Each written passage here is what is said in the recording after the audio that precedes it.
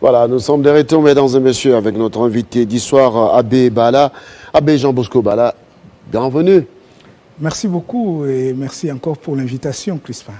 Spécialiste en matière de paix dans l'Est de la République démocratique du Congo, le sujet est tellement important que nous avons voulu vous inviter pour décrypter cette actualité en rapport avec le sommet sécuritaire de Nairobi. Jean-Bosco Bala, nous sommes tombés sur les tweets de Tina Salaman qui est parmi le porte-parole adulte du président de la République. Il parle, les sommets de Nairobi a décidé d'un double processus politique sous la direction du président kenyan pour faciliter les consultations entre la RDC et les groupes armés locaux en RDC. Et un autre militaire et sécuritaire sous la direction du président Félix Tshisekedi. Alors, on parle des résolutions de ces sommets qui demandent à la République démocratique du Congo de pouvoir négocier, je dirais même renégocier avec les groupes armés. Doit-on encore aujourd'hui renégocier avec les groupes armés après avoir pris la décision d'instaurer l'état des sièges, après plus d'une année, plus ou moins une année l'état des sièges, après avoir autant donné, doit-on aujourd'hui, sous le coup d'un sommet, accepter que la RDC, que les autorités congolaises puissent discuter une fois de plus avec les groupes armés? On a vu Kabila le faire il y a des années. Eh bien, Crispin, je suis heureux que vous m'ayez invité ce soir. Et vous avez bien résumé la problématique. Pour des experts comme nous, qui avons travaillé à tout le processus de paix dans notre pays. Je vous ai dit l'autre jour que j'ai participé à pratiquement toutes les discussions de paix sur le pays, d'Addis Abeba en passant par Sun City, Bruxelles, Libreville, Lusaka, Nairobi, Goma, Entebbe, et Kampala, encore Nairobi, dernièrement avec le M23 et tout le reste. Pour nous autres, cette affaire tombe comme un cheveu dans la soupe. C'est-à-dire que, bon, pour les observateurs qui connaissent le dossier des Grands Lacs, qui connaissent la géostratégie des Grands Lacs, qui connaissent justement les soubassements qui sont dans cet engrenage dans lequel on veut encore nous entraîner, on s'étonne. On se dit, tiens, nous voilà rentrés 20 ans en arrière, parce que nous sommes rentrés à la case départ. D'abord, je veux parler de l'opportunité de ce sommet. Quelle est l'urgence qu'il y avait aujourd'hui à aller discuter, après avoir organisé à Kinshasa un sommet, le 10e sommet du mécanisme d'Addis Abeba. Vous vous rappelez que vous m'aviez invité à cette occasion. Nous avions dit parmi les dangers que nous connaissions de ces genres de mécanismes, et ce qui nous avait frustrés dans ces mécanismes, c'est qu'on donnait des devoirs à faire à la République démocratique du Congo, mais on laissait les autres, nos pays voisins, qui souvent étaient à la base de la déstabilisation de la RDC, on ne leur demandait pas, eux, de négocier avec leur rébellion qui venait déstabiliser nos contrées. Vous comprenez? Je disais également qu'on se retrouvait dans une situation où la République démocratique du Congo était obligée d'accepter, de tout accepter, d'accepter des négociations en se présentant dans une situation de faiblesse permanente. Et vous savez, en géostratégie, quand une nation se présente toujours en état de faiblesse au niveau militaire, au niveau politique, au niveau diplomatique, cet état est corvéable à merci. Donc on peut tout lui imposer. Nous nous retrouvons donc dans un genre de remake de ce qu'on a connu quand nous sommes rentrés de Sun City, où nous étions parvenus à obliger les belligérants, leurs commanditaires, les rébellions locales et extérieures et la communauté internationale à accepter que les Congolais résolvent leurs problèmes eux-mêmes. Ils nous ont imposé un mécanisme qu'on appelait SIAT. C'était le Comité international d'appui à la transition. Mais en réalité, c'était une sorte de sous-tutelle de notre gouvernement de ces temps là-bas, des 1+4 qu'il y avait. On a tout balayé en faisant des élections. 3 fois, donc déjà, nous avons fait des élections. Avons-nous besoin d'une tutelle extérieure pour notre sécurité, pour la défense de notre territoire et pour la mise en route de notre développement? Nous entrons donc hier, je l'ai dit, nous entrons dans une communauté économique, n'est-ce pas, l'EAC, donc East African Community. Nous entrons dans cette communauté et la première chose sur laquelle nous allons discuter avec nos partenaires, alors que nous aurions dû discuter corridor économique, n'est-ce pas, route, rail, échanges commerciaux, etc. Ça devait être le premier sujet pour lequel nous sommes entrés dans l'EAC.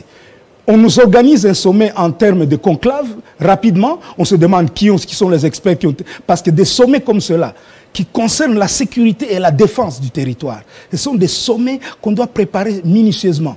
Tout d'un coup, nous apprenons que le président de la République va rencontrer des groupes armés, 10 groupes armés, on nous a dit, on apprend ça dans la presse, nous disons, mais même du temps de l'ancien régime, le président Kabila n'a jamais rencontré les chefs de guerre, à ce que je sache. Il n'a jamais traité avec eux. Pas du tout. C'est nous qui allions négocier. C'est le gouvernement qui négociait avec tout ce monde-là. Et tout d'un coup, nous apprenons qu'au plus haut sommet de l'État, on légitime des gens qui sont en belligérance contre la République, comme si nous n'avions plus d'armée, comme si nous n'avions plus de souveraineté. En tout cas, ceux qui ont mené la plus haute hiérarchie. Alors, accepter de négocier avec les groupes armés, oui. Est-ce un aveu d'échec? Un aveu d'échec? Je ne sais pas. Échec de quoi exactement? Échec de quoi? Crispin. Est-ce que... Excusez-moi, je pose des questions. Est-ce ceux qui ont accepté, ceux qui ont été représentés, je pense que le chef de l'État était accompagné des experts. Oui. Alors, c'est là que je pose la question. Oui. Accepter de pouvoir négocier avec les groupes armés, quand on sait que parmi ces groupes armés, il y a aussi le M23, oui, qui trouve refuge au Rwanda. Et le président Paul Kagame ne s'est même pas déplacé pour Nairobi. Doit-on continuer à négocier avec les groupes armés, les forces rebelles qui ont été mises en déroute il y a quelques années par les forces armées de la République avec l'accord signé entre le pays voisin de pouvoir, l'accord de non-agression? Pourquoi ne pas remettre sur la table cet accord de non-agression, mais directement aller accepter de négocier avec les groupes armés? Est-ce une façon voilée d'abdiquer devant le M23? Non. Vous exprimez là l'étonnement et aussi la frustration de notre peuple devant ce que moi j'appelle un non-événement. Parce que ce sera un non-événement. Puisque ce sommet ne s'explique pas et cet accord ne s'explique en rien. Voilà que nous avons signé de nombreux accords de paix. Depuis Sun City, etc., même avec le CNDP, le M23 et partout, nous avons signé des accords. Et à un moment donné, la République démocratique du Congo a dit on stoppe avec ce genre de négociations. Nous entrons dans une autre ère. Et cette autre ère, c'est l'ère où on dit monter en puissance de la forces armées de la RDC. N'est-ce pas? On traque les forces négatives parce qu'elles étaient déjà définies. Voilà que dans ce sommet, on apprend encore qu'on va encore redéfinir les forces négatives comme si on ne savait pas qui étaient les forces négatives. Donc il y a de nouvelles forces négatives qui se sont ajoutées, on ne sait pas comment, et que l'on va redéfinir. Ça n'a aucun sens. Nous sommes ici en face de quelque chose qui n'existe pas et que l'on devra oublier. Oublier pour la simple et bonne raison que ça n'a aucune logique. 1. Nous avons sur notre sol la force multinationale des Nations Unies. N'est-ce pas? La MONUSCO. La MONUSCO. 20 000 hommes. OK? Nous avons sur notre territoire la brigade d'intervention, n'est-ce pas? La brigade internationale d'intervention, celle où il y a la Tanzanie, où il y a Namibie, etc., celle qui avait vaincu militairement le M23 avec l'armée nationale. C'est cette brigade-là qui est toujours sur terrain, qui travaille au chapitre 7, n'est-ce pas? Vous le comprenez, hein, du Conseil de sécurité, où elle peut utiliser la force. Et elle avait utilisé la force pour taper sur le M23 qui a été démantelé et qui a dû négocier sa reddition. C'est dans ce mécanisme-là que nous nous trouvions où le M23 devait se transformer en parti politique et ses membres être admissibles dans un programme de désarmement. Voilà le seul accord que nous avions avec eux. Cette brigade est encore là sur terrain. Elle est opérationnelle. Nous avons la force mutualisée avec l'Ouganda, qui est en train de traquer avec nos forces armées les ADF. Actuellement, ils ne communiquent plus. J'ai appris que leur chef d'état-major a dit qu'il allait venir s'installer à Beni. Je ne comprends pas cette histoire-là, où un chef d'état-major d'une armée étrangère va venir s'installer sur notre territoire. Je n'ai pas compris. J'ai lu ça dans la presse. Je n'ai pas cru mes oreilles.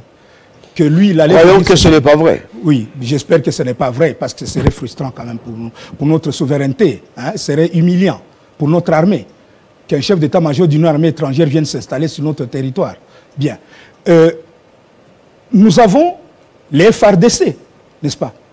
Nous avons les forces qu'on appelle amis, qui viennent pour instruction, etc., des forces des Nations Unies, de la France qui dernièrement a promis de venir former nos brigades spéciales, etc. Donc, nous avons une trentaine de pays peut-être déjà qui interviennent sur notre territoire. Pendant ce temps, nous avons un mécanisme international, un mécanisme sous-régional, le mécanisme d'Addis Abeba, qui doit vérifier chaque fois qu'il y a des problèmes avec les forces négatives, avec les forces rebelles étrangères ou les forces locales. C'est ce mécanisme-là qui, chaque fois qu'il y a des incursions du M23, qui travaillait chaque fois avec le mécanisme national de suivi. C'est pour ça qu'on a le MNS, où il y a notre frère Claude Ibalanki. Son rôle, c'est justement de voir si les autres pays, respectent leur engagement de ne pas agresser la République démocratique du Congo ou de ne pas accepter que des forces soutenues par les pays voisins viennent déstabiliser la République démocratique du Congo. Maintenant, en l'occurrence, nous sommes en état de siège. Parce que le président de la République, commandant suprême de l'armée et de la police, a décidé qu'il fallait mettre 2 provinces sous état de siège, donc sous administration militaire, afin de faciliter des opérations contre les groupes armés, non seulement étrangers, mais aussi nationaux. Vous comprenez? Ces groupes armés sont identifiés, nous les connaissons. Moi, j'ai participé à l'enquête sur ces groupes armés lorsque nous étions en train de préparer le projet PDDRCS. Nous avons dû identifier tous ces groupes et leur localisation. Parce que maintenant, il était question, simplement, l'autre jour, il y a eu le comité de pilotage de ce programme nouveau qui devait justement, en concomitance avec l'état de siège dans ces provinces et dans les autres provinces concernées, qui devait en même temps, pendant qu'on désarme, pendant qu'on pousse ces gens à déposer les armes, on devait les prendre en charge dans un programme que l'on voulait d'abord communautaire, parce que ces gens ne devaient plus rentrer dans l'armée, vous comprenez? Quelqu'un qui veut rentrer dans l'armée, il doit suivre le curriculum normal pour rentrer dans l'armée. Dans ce programme, il y a un pilier important qui dit on ne négocie plus avec les groupes armés, il n'y a plus de cahier de charges. Vous comprenez? Les groupes armés ne peuvent plus présenter de cahier de charges à la République. Si vous négociez avec eux, le PDDRC n'a plus de signification parce qu'un des piliers sur lesquels on s'est entendu avec la communauté internationale qui a accepté de nous accompagner, c'est qu'il n'y aura pas de recrutement d'anciens rebelles dans notre armée. Il n'y a pas de négociation.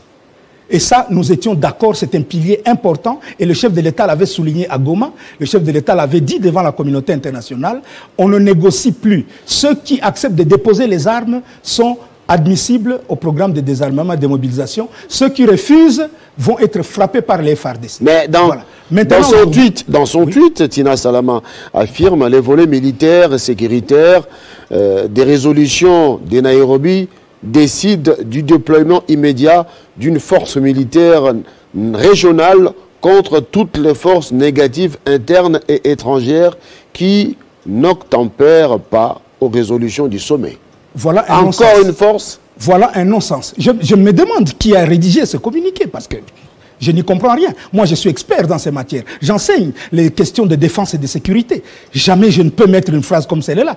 Vous avez toutes ces forces que j'ai citées, vous allez y ajouter une force régionale. C'est-à-dire, régionale, c'est qui? C'est l'Ouganda, qui était en belligérance avec nous et qui est déjà avec nous dans une force mutualisée. C'est le Rwanda qui soutient le M23 et qui envoie ses forces spéciales venir combattre. Vous avez vu la stratégie. Lorsqu'il s'est agi d'aller à Nairobi, vous avez vu qu'ils ont réactivé le M23 qui a attaqué pour montrer qu'il y avait un problème à résoudre. Et tout de suite, on est allé à Nairobi. C'est une bonne stratégie, c'est de bonne guerre. Mais c'est à nous de réfléchir. Ce n'est pas à eux. Nous avons dit l'autre jour qu'eux utilisent ce qu'ils appellent Ubwenge. Dans leur langue, ça signifie la malignité, la malice. Nous aussi, nous devons savoir réfléchir sur quels sont nos intérêts. Nous allons donc nous retrouver avec des forces de la Tanzanie qui sont déjà dans la brigade, ok? Avec des forces peut-être sud-soudanaises qui sont en guerre chez eux, parce que le Sud-Soudan n'a même pas participé au sommet là, n'est-ce pas? La Tanzanie non plus. Mais nous allons nous retrouver avec des forces sous-régionales qui vont s'ajouter aux forces mutualisées des mêmes pays, qui vont s'ajouter aux forces de la MONUSCO, qui vont s'ajouter à la brigade internationale d'intervention. Mais dites-moi un peu, quand quelqu'un réfléchit droit, est-ce que quelqu'un peut imaginer qu'un pays puisse vendre ainsi une mauvaise image de sa sécurité? Est-ce qu'il n'y a que le Congo qui a besoin de sécurité? Parlons-en.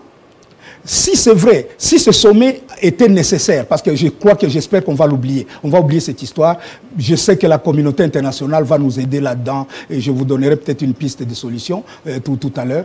J'espère aussi que les forces vives de la nation vont refuser cette nouvelle tentative de mise sous tutelle de notre pays. Ça va aider notre chef de l'État à prendre parole avec conviction comme il a fait la fois dernière lorsqu'il répondait à Kagame sur son histoire là d'envoyer ses forces partout. Il lui a bien répondu et nous étions fiers de notre chef de l'État. J'espère que les actions qui peuvent suivre, parce que tout le monde est fâché.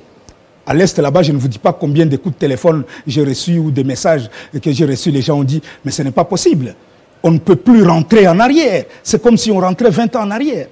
Nous nous retrouvons donc dans une situation où nous allons avoir le président du Kenya qui va contrôler un mécanisme politique de négociation avec nos groupes armés. Combien sont-ils? Comment on va tenir compte de leur cahier des charges? Lorsque nous allons négocier avec eux, ils vont venir présenter des revendications. Et lorsque nous ne saurons pas répondre à leurs revendications, ils vont recommencer la belligérance. Donc on est en train de nous faire rentrer dans une sorte comment en Lingala on dit, Tozak au rond-point. Donc on nous fait rentrer dans un cercle vicieux. C'est un cercle vicieux qui n'a pas d'issue. Nous sommes dans un processus de paix déjà. Nous sommes dans un processus où l'armée est en train de traquer et de frapper les groupes armés. Nous sommes dans un processus où l'armée est en train de traquer et de frapper les terroristes, conjointement avec des forces mutualisées ougandaises. Si les pays voisins de l'EAC sont autant menacés et sont obligés de nous obliger, je répète, ce n'est pas une tautologie, ils sont obligés de nous obliger à négocier avec nous, c'est qu'il y a quelque chose de grave qui vient d'arriver. Quel est cet événement qui met le Rwanda en danger? Ça fait 20 ans que les FDLR tournoient là chez nous en tuant les gens, en violant et en nous empêchant de vivre en paix, en commettant toutes sortes de crimes contre l'humanité. Est-ce que les FDLR ont déjà attaqué le Rwanda? Non. Les ADF ont fait semblant la fois passée de mettre une petite grenade à Kampala. Tout de suite, Kampala en a profité pour nous obliger à mutualiser les forces. Est-ce que nous pouvons continuer à accepter une telle chose? Le Kenya avait proposé de nous envoyer des forces, n'est-ce pas, pour lutter contre les ADF.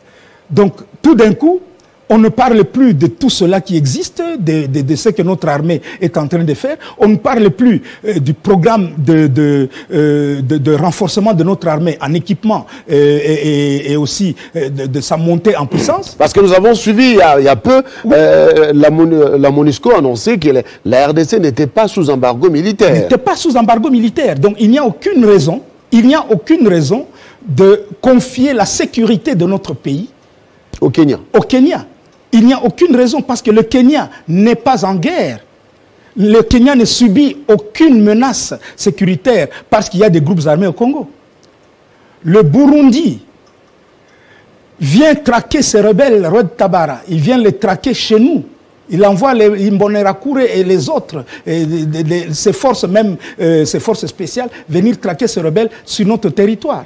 Le Rwanda, sous prétexte de secourir ses alliés qui sont dans les montagnes de Fizi, Minembwe et compagnie, envoie des androïdes ou de je ne sais pas quoi pour soutenir les Twirwaneho, Donc, on est en train de faire comme si ces pays étaient obligés de nous obliger à négocier avec nos groupes armés parce que ces groupes armés sont un danger pour leur sécurité. Où est ce danger? À qui est-ce qu'on va raconter cette blague-là? Personne ne va accepter cela. Aucun analyste ne va accepter qu'on dise que la Tanzanie ou le Sud-Soudan ou donc les gens qui sont dans l'EAC ou le Rwanda ou l'Ouganda sont sous menace parce qu'il y a des forces négatives au Congo. Parlons-en de ces forces négatives. Dans cet accord, on dit que désormais, ceux qui accepteront, c'est le seul endroit où ils ont parlé de notre cher programme PDDRCS qui sont en train de couler. J'ai vraiment pitié de mon frère Tommy Tambou. Et comment il va gérer cette histoire-là? Comment, en même temps qu'il est en train de dire aux gens, on ne négocie pas avec les groupes armés, comment on va lui dire qu'il doit aller négocier avec les M23? Comment lui, il va le faire? Comment il va le faire? On est en train de nous mener dans un truc, je ne sais pas qui a pensé cela. Je voudrais bien rencontrer les gens qui ont conçu une telle idée comme la solution à la sécurité de nos contrées qui sont sous une guerre latente, une guerre larvée, une guerre sans front, parce qu'on ne sait pas où se trouve le front dans la guerre qu'il y a. Il y a une question qui me hante l'esprit. Oui. Je me pose la question, et je vous la pose. Oui. Si la RDC a bien fait d'intégrer la communauté est-africaine? Non. Pour moi, personnellement, intégrer une communauté économique, c'est une communauté économique. C'est comme quand nous sommes dans la SADC. Ça ne devrait avoir que des avantages. Il y a quelques désavantages si vous arrivez là et que vous n'avez rien à offrir aux autres. C'est ce qui est notre cas. Je suis en train aujourd'hui d'admirer les efforts du gouvernement et spécialement du ministre de l'Industrie, Julien Paluku, avec son idée des zones économiques spéciales à mettre vite en route sous l'impulsion du président de la République qui a voulu que nous ne venions pas les mains vides là-bas. Nous devons avoir des produits à leur présenter, des produits à vendre aux autres. Puisque nous ne produisons pas grand-chose au niveau industriel. Elles sont déjà industrialisées. Les produits du Kenya viennent chez nous. L'Ouganda est en train de nous demander de construire vite des routes reliant les grandes villes de chez nous, Goma, Beni, par Kasindi, Bunagana. D'ailleurs, ça doit être la raison de la guerre du Rwanda. Le Rwanda est frustré de voir que l'Ouganda est en train économiquement d'entrer dans sa zone qu'il considère comme sa zone d'influence. Et c'est pour ça qu'ils ont réactivé leur supplétif du M23. Là, personne n'en doute aujourd'hui. On le sait. On sait que c'est ça qui se passe. Eh bien, je suis en train d'admirer ce ministre qui veut faire de l'industrialisation du Congo un atout pour entrer dans les différentes zones économiques. Ça ne peut avoir que des avantages. Oui. Mais aujourd'hui, je le redis, si notre entrée dans l'EAC signifie pour nous la perte de notre souveraineté, la perte donc de notre sécurité, parce que nous savons comment ça se passe. Quel sera le commandement opérationnel de ces forces qui vont être sur notre territoire en même temps? Pour combattre qui? pour combattre ces gens-là, comment? Avec quel mode opératoire? Avec quel mode opératoire, alors qu'il y a des dizaines et des dizaines de groupes armés qui ont déjà accepté, de bonne foi. Nous avons à Mubambiro plus de 3000 ex-combattants des groupes armés qui ont rendu les armes. Nous ne savons pas les prendre en charge. Nous sommes en difficulté de pouvoir mettre en route un programme qui remet la sécurité chez nous. Mais pourquoi avons-nous besoin, parce que le M23 a attaqué 2 villages, de mettre tout un pays? Vous avez vu la subtilité de cet accord. Si vous le réalisez, cet accord concerne la sécurité de la République démocratique du Congo, alors que chaque fois nous parlons de la sécurité de l'Est de quelques provinces du Congo. Ça signifie que, eux, dans leur tête, ils sont en train de penser à pouvoir généraliser cette affaire là-bas et à mettre la RDC sous tutelle. C'est inacceptable. Et je suis presque sûr que le président de la République, qui est un homme intelligent, n'acceptera pas ça. Peut-être que par convenance, il a accepté parce que, bon, il vient d'arriver dans le... Ça, je le comprends très bien. Diplomatiquement parlant, c'est normal. Mais moi, en tant qu'expert... Mais après avoir signé, est-ce que la RDC aura la latitude de se retirer, retirer sa signature? Est-ce qu'il a signé quelque chose? Est-ce qu'il peut signer un tel accord sans l'aval du Parlement? De tels accords sécuritaires et qui concernent la souveraineté du pays devront passer par les élus du peuple. Non, non. Vous vous rappelez ce qui était arrivé à Vital Kamerhe? C'est parce qu'on n'a pas consulté le Parlement. Le gouvernement a décidé de l'entrée des troupes rwandaises. Encore une fois, parlons de cette affaire là-bas. Les troupes rwandaises ont déjà été ici combien de fois pour pouvoir traquer les FDLR sans pouvoir les éradiquer? On a eu l'opération Amani Léo. C'est ça qui avait coûté son poste de président du Parlement à notre frère Vital Kamerhe. Hein? Donc je salue le retour, paraît-il, et aussi j'espère qu'il est en bonne santé. Hein? C'est un compatriote qui a droit aussi à la vie. Eh bien, je dis tout simplement, nous avons déjà eu les opérations Kimia. 1, 2, 3. C'était contre qui? Contre les FDLR, spécialement. Parce que c'est eux qui étaient en train de déranger notre voisin et qui était le prétexte pour lequel ils menaçaient de nous envoyer des rebelles. Et c'était le prétexte. Nous avons déjà eu l'opération Umoja-Wetu, n'est-ce pas? Nous avons déjà eu les opérations Amani. Nous sommes aujourd'hui dans ces opérations militaires qu'on a commencées, qui ont porté des noms 1, 2, 3. Nous sommes déjà à la 3e phase des opérations militaires contre les groupes armés. Qui peut comprendre aujourd'hui que tout d'un coup la République démocratique du Congo sente le besoin de se mettre, encore une fois, à créer des mécanismes pour les négocier avec des groupes armés? Qui identifie d'abord les acteurs de ces groupes armés? Qui les identifie? Les a-t-on déjà dénombrés et identifiés? Connaît-on déjà de quoi on négocie avec eux? Qu'est-ce qu'ils cherchent? Alors, qu'est-ce qu'ils veulent? Quelle est la solution à cette problématique sécuritaire? La solution, elle est unique. 1. Il faut que notre diplomatie redevienne une diplomatie offensive. Offensive et non pas défensive. Chaque fois, nous venons constater que les autres ont réfléchi avant nous sur des problèmes qui nous concernent. Non, la diplomatie, c'est d'abord savoir anticiper. Vous vous rappelez, à un moment donné, nous avions vécu ce qu'on appelle le 3+1. Nous étions parvenus à convaincre les États-Unis comme grande puissance qui soutenaient le Rwanda. À cette époque là-bas, donc le président Kabila avait compris.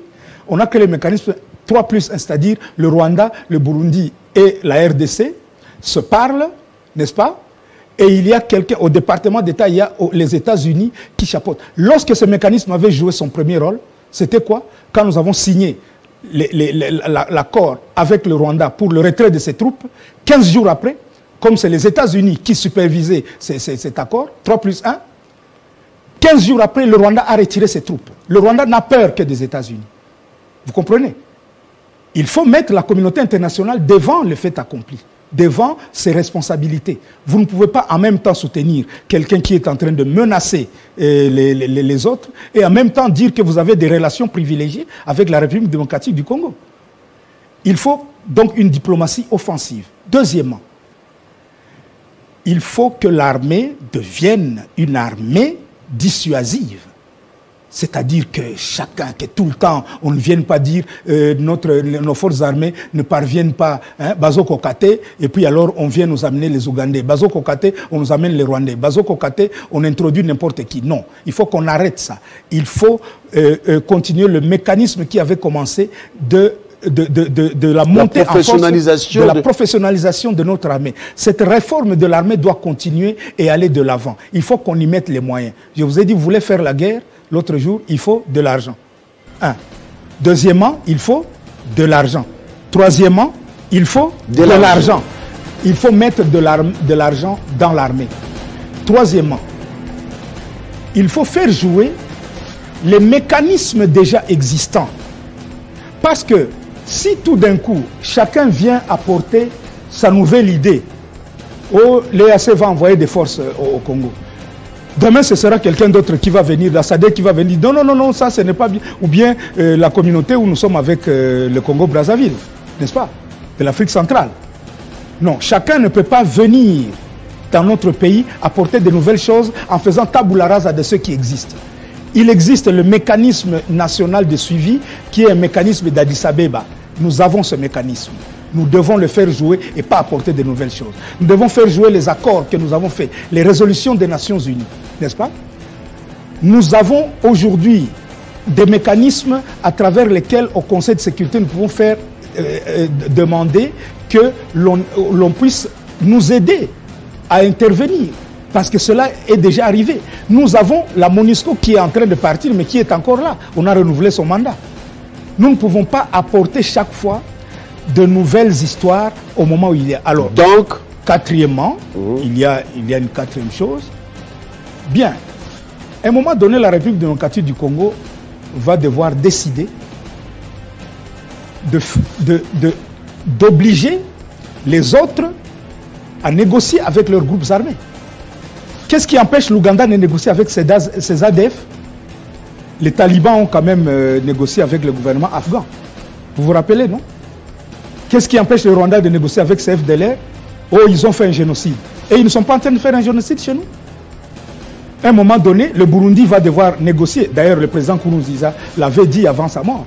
Mais le nouveau président est ouvert. Il a dit dans un discours dernièrement que les Tabara et les autres rebelles burundais qui sont en dehors du pays, qu'ils reviennent au pays pour qu'ils construisent, ils cultivent ensemble la pomme de terre. Il aime cultiver. Et il a dit qu'ils construisent leur pays ensemble au lieu de continuer à aller déranger les gens à l'est du Congo. Est-ce que notre peuple, lui, n'a pas besoin de paix? Est-ce que nous avons besoin d'entendre chaque jour qu'on a tué des gens à Fizi, à Baraka, à Minembwe, dans les hauts plateaux, à Ouvira, les routes coupées, etc. Est-ce que nous avons besoin, nous, d'en apprendre que, oh, ADF, ils ont encore coupé la route, ils ont tué des personnes? Codeco, donc nous allons devoir négocier avec Codeco. Nous allons devoir chaque fois négocier avec les différents maïmaï des différentes obédiences. Pourquoi nous devons le faire? À un moment donné, nous allons devoir prendre cette question comme une question cruciale. Il faudra que le président de la République prenne le courage de créer un mécanisme, un desk de réflexion, où il va peut-être nous consulter, nous tous. Très bien. Consulter la République pour savoir ce qu'il faut faire. Voilà. Oui. Fédérer les intelligences de Congolais pour endiguer cette situation.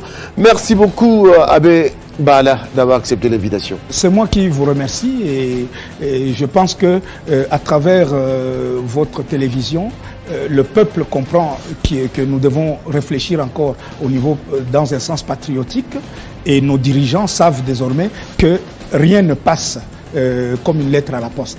Très bien. Il faut en parler. Rien ne passe comme une lettre à la poste. Vous avez compris la quintessence des idées développées par Abbé Bala qui a démontré qu'aujourd'hui, il n'y avait pas lieu de pouvoir signer un accord portant négociation avec la mise en place de mécanismes pour négocier avec les groupes armés qui écument l'Est de la République démocratique du Congo.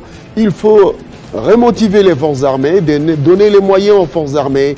Il faut considérer les programmes qui existent déjà pour mettre en déroute et faire retrouver la paix dans l'Est de la RDC et que les populations déplacées puissent retrouver leur village. Merci d'avoir suivi ces programmes de Télé 50 à 19h sur le journal. Au revoir Je vous retrouve la semaine prochaine.